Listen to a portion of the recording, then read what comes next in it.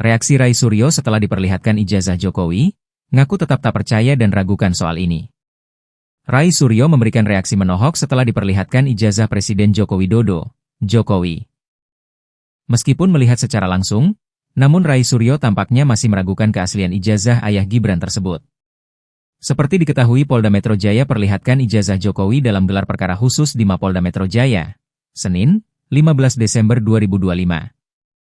Hadir dalam gelar perkara khusus tersebut, tersangka Rai Suryo, Rismon Hasiholan Sianipar, dan Tifauzia Tiasuma serta pihak tim hukum kubu pelapor.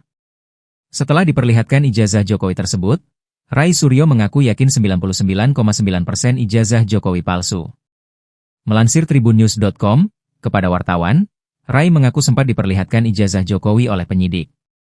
Namun ijazah itu tidak boleh disentuh dan hanya diperlihatkan sekilas. Kami akhirnya sama seperti klaster 1 dipertunjukkan sebuah barang yang diklaim asli, katanya, ijazah analog milik saudara Jokowi, ungkapnya. Roy menyatakan dirinya mengerti betul perihal foto. Selain hobi komputer, dia menyatakan sudah menekuni dunia fotografi sejak masih kuliah di Universitas Gadjah Mada, UGM. Pas foto di barang itu saya dengan tegas dan lantang ragu foto itu sudah lebih dari usia 40 tahun, ujarnya. Roy memandang pas foto yang tertera di ijazah Jokowi terlalu tajam dan baru.